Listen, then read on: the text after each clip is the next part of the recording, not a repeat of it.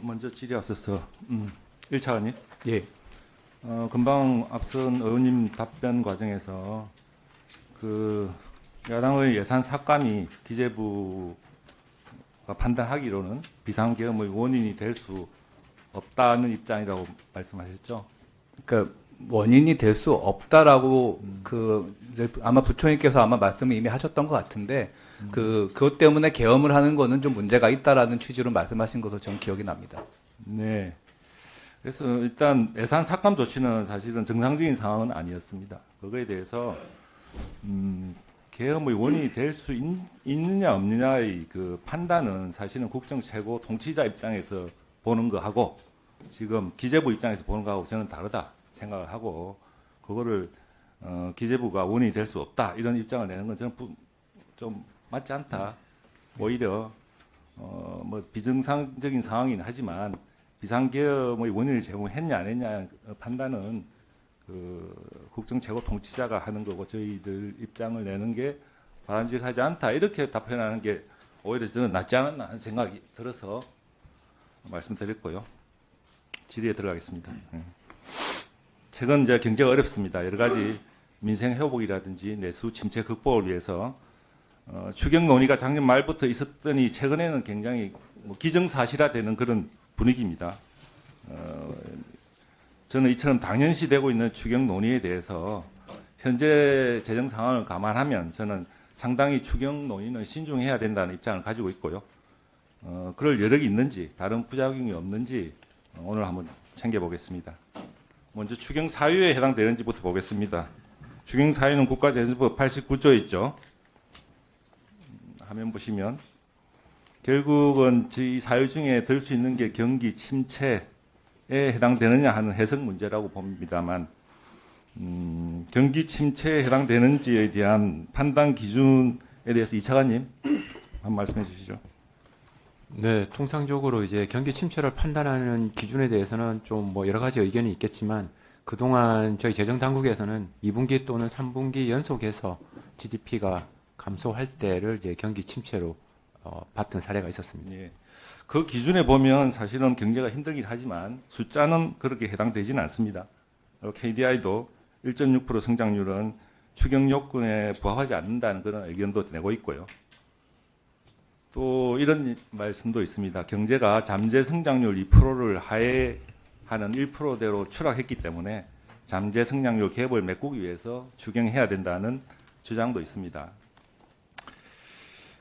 PPT 화면 보시죠. 제가 잠재 성장률하고 실질 성장률을 한번 그래프를 그려봤습니다. 추경 여부도 확인을 했고요. 사실 뭐 추경은 거의 매년 해왔기 때문에 지금 보시는 것처럼 2000년대 이후에 25년 동안 추경 안 한 경우가 딱 7번밖에 없습니다. 그리고 보시는 것처럼 잠재 성장률을 하회하는 경우에도 추경하지 않은 경우가 많고 상회하는 경우에도 추경한 경우도 많고 그렇습니다. 아시는 것처럼 뭐 기존 정부에서 여러 가지 핑계라 그럴까요? 명분으로 추경을 해왔습니다. 김대중 정부의 5번, 노무현 정부 4번, 이명박 정부 2번, 박근혜 정부 3번, 문재인 정부는 무려 10번 했죠. 또 윤석열 정부는 취임할 때 1번 했고 그 뒤로는 안 했습니다. 제가 말씀드린 것처럼 법적 요건으로 보면 추경 사유는 안 됩니다만 뭐 지금까지 기존에 했던 것처럼 꼭 못할 건 아닙니다. 문제가 중요한 거는 재원 여력이겠죠. 추경 재원에 대해서 한번 살펴보겠습니다. 다음 PPT 하면요. 제가 봤더니 한은에서 추가 잉여금으로 챙길 수 있는 게 한 3천억 정도 있는 것 같고 일반하게 세계 잉여금 작년에 세수 부족 때문에 거의 없었죠. 추경으로 가져올 수 있는 게 한 천억 정도 됩니다. 결국 4천억 정도만 실제 가용 재원이고 나머지는 전부 추가 국채 발행해야 되는 상황이라고 생각이 됩니다. 실제 추경을 하게 되면 또 세입 경정 문제도 대두되기 때문에 그것까지 감안하면 엄청난 국채 추가 발행 부담이 있을 것 같은데요. 문제는 우리나라 재정 상황입니다. 차관님, 우리나라 재정 상황이 지금 민주당이 엊그제 제안한 것처럼 35조 원 추경할 여유가 있습니까? 이 차관님. 지금 저희 재정 당국에서 민주당에서 발표한 추경 규모나 추경 재원에 대해서 저희가 뭐 코멘트할 상황은 아닌 것 같고요. 구체적인 어떤 추경의 규모나 내용에 대해서는 이번 주 목요일 날 개최되는 국정협의회에서 논의가 이루어질 것으로 저희는 예. 기대를 하고 있습니다. 이제 추경을 해서 여러 뭐 돈을 좀 풀어서 어려운 사람들 도와주는 건 좋습니다만 국민들한테 재정 상황을 정확하게 알리는 게 중요하다 저는 생각을 합니다. 현재 부채 비율은 OECD 평균보다는 낮습니다. 하지만 비기축 통화 중에서는 굉장히 최상위권입니다. 지난 문재인 정부 5년 동안 400조 원 국가 채무가 늘었고요. 2020년 기점으로 급격히 늘었습니다.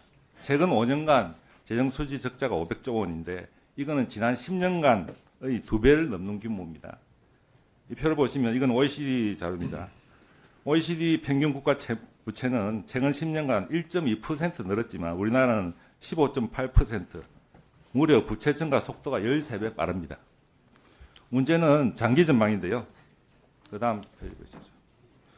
작년 말에 우리나라가 초고령 사회에 진입했고 앞으로 복지 지출은 기하급수적으로 늘어납니다.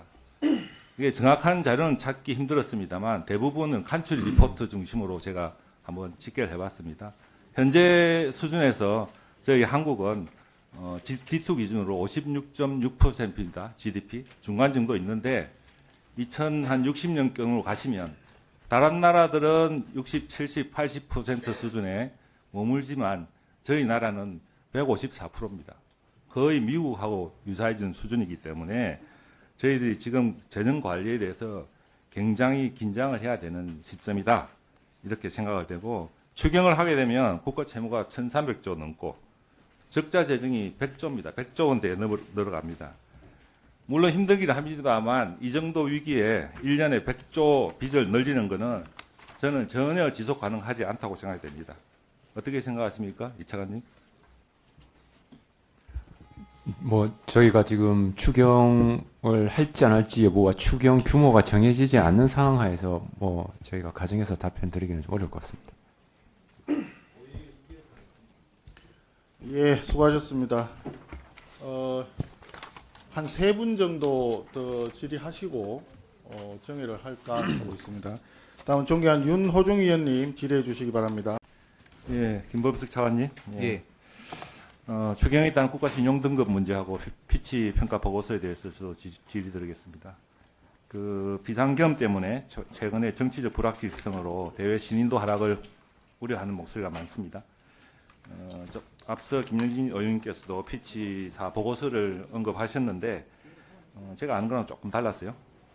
그 신용등급 유지 결정이 정치 불확실성이 조기 해소되고 2, 4분기 조기 대선을 전제로 했기 때문에 했다 이런 이제 말씀을 주셨는데 제가 알고 있기로는 저도 보고서를 봤습니다만 정치적 불확실성이 신용등급에 미치는 영향은 미미하다. 오히려 여기 신용평가사가 중요하게 생각하는 것은 정부 부채 비율, 상환 능력 이런 게 오히려 더 중요합니다. 실제로 다른 나라 사례를 한번 보시면 무디스가 프랑스 신용등급을 한 단계 강등하면서 실제 이유는 공공부채 축소 방안이 의해서 부결됐기 때문에 그 조치를 했고요. 피치사가 미국을 한 단계 강등한 것도 국가 채무가 향후 3년간 증가한다는 그 수치를 보고 했습니다. 그러니까 실제 뭐 여러 가지 정치적인 상황에 따라서 여러 가지 경고성인 지적은 나올 수가 있지만 실제 강등 조치가 일어나는 것은 구체적인 재정 악화 조치나 숫자로 연결되거나 재정 건전성 회복 능력 노력이 신뢰받지 못한 경우에 일어난다 이런 말씀을 드리고 싶고요. 그리고 실제 피치사 보고서도 보시면 그 다음 페이지 보시죠. 한국 신용등급평가 보고서에서 추경 가능성이 높다. 2029년까지 52%로 완만한 상승이 예상된다. 특히 야당이 방만한 확장 재정 정책을 지지하고 있다. 부채가 지속 증가할 경우에 신용등급 하향 압력으로 작용할 수 있다. 이렇게 경고하고 있습니다. 그래서 제가 강조드리는 것은 신용등급 문제에 있어서 중요한 것은 재정 건전성을 유지하는 거다. 이걸 다시 한번 말씀드리고 싶습니다. 그다음 결국 국채를 대량 발행해야 되는데요. 소화 능력이 있는지 시장에 다른 부작용이 없는지 한번 보겠습니다. 아니 이거 그다음 국채 발행 국가 채무 그다음 예. 추경할 경우에 국고채가 사실은 추경 안 하더라도 그 금년도 국고채 발행이 순정 보시면 50조에서 80조 됩니다. 30조가 추가 발생되면서 굉장히 지난 8월 달에 충격을 했고요. 금리가 많이 올랐죠. 추경을 하게 되면 순정 기준을 보면 거의 2배입니다. 이게 시장에서 아무런 금리 인상 없이 무리 없이 물량이 소화 가능한지 하는 총재님 한번 답변해 주시죠. 예, 물론 시장에 국채 이자를 올리는 쪽으로 작용할 것입니다. 그렇기 때문에 그 양이 되게 중요하다고 생각하고요. 예. 그다음 페이지 보시면 그래서 금리를 보겠습니다.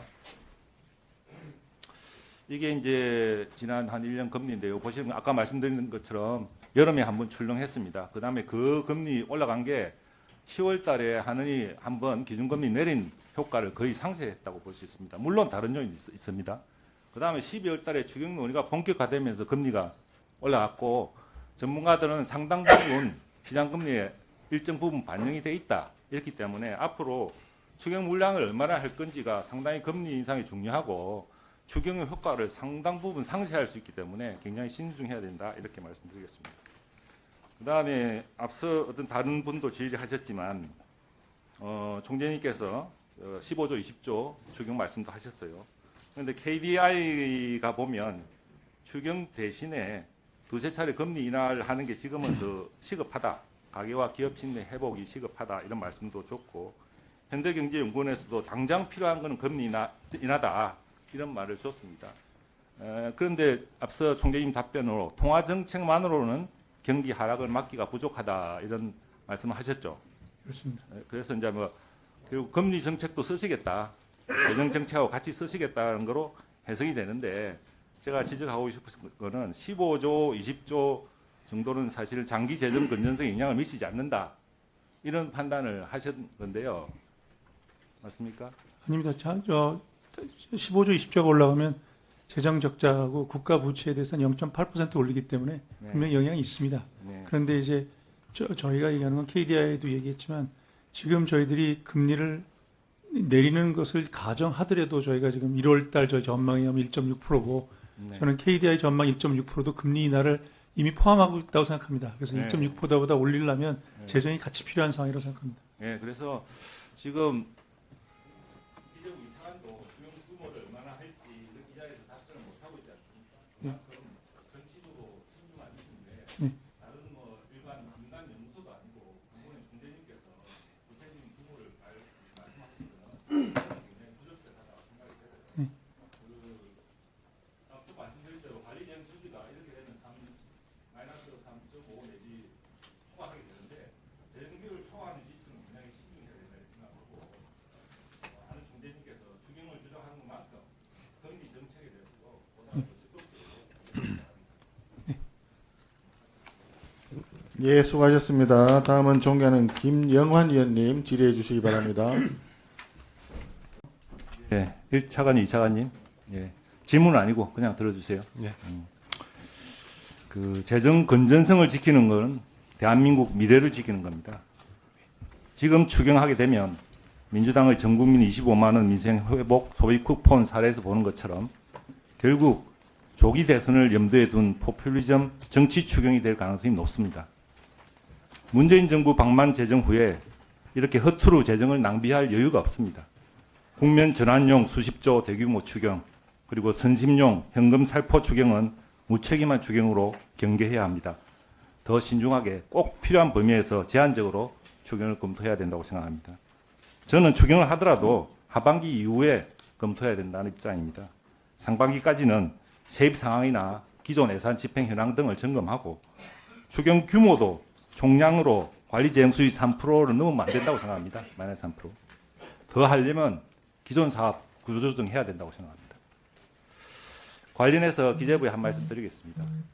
대통령 권한대행 역할까지 하려고 하니까 여러모로 힘들 겁니다. 하지만 이럴 때일수록 기재부가 중심을 잡고 재정 파수꾼으로서 기본 임무에 더욱 충실해야 된다 이렇게 생각합니다.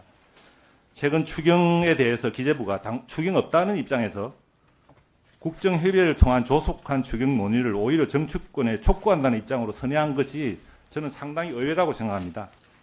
윤석열 정부 성과의 큰 축 하나가 건전재정 전환입니다. 윤석열 정부 들어서 추경은 대통령 취임 시에 한 번 하고 그 뒤 한 번도 안 했습니다. 사실 재작년 성장률이 1.4%였습니다. 그 어려운 국내 복합 위기 상황에서도 그리고 대규모 세수 결손 상황에서도 숱한 유혹, 비난을 받으면서도 추경 없이 버텨 왔습니다. 이처럼 재정 총량을 준칙 범위 내로 관리하고 R&D 예산 삭감 등 단행하는 것은 정치인으로서는 상당히 쉽지 않은 결단입니다. 기재부가 돈을 풀지 않아서 국민의힘이 총선에서 졌다는 말도 나왔지만 국가 미래를 위해서 그리고 건전 재정을 유지해야 된다는 기재부 주장에 대통령이 동의해 준 겁니다. 힘을 실어준 겁니다. 그런데 대통령이 탄핵 심사 중에 있다고 해서 정책 기조에 흔들림이 있어도 안 된다고 생각합니다. 비상계엄이 탄핵 심사 중이지 기재부나 건전재정 정책이 탄핵 심사 중인 건 아닙니다.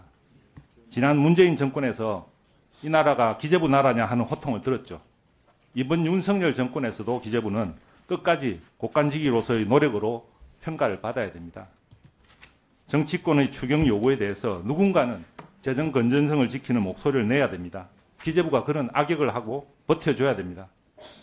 대통령이 탄핵 심사 중에도 건전재정의 고삐를 더욱 바짝 쪼는 것이 국민이 기대하는 기재부 모습이라고 생각합니다. 물론 지금까지 잘해왔고 앞으로 국정기대에서도 잘해날 거라고 생각합니다만 제가 너무 과민한 기분이 들더라고요. 위에서 지켜주고 막아줄 대통령이 없어서 여러모로 힘들겠지만 기재부 본인의 역할에 대해서 다시 한번 다잡아주기를 예, 유념하겠습니다.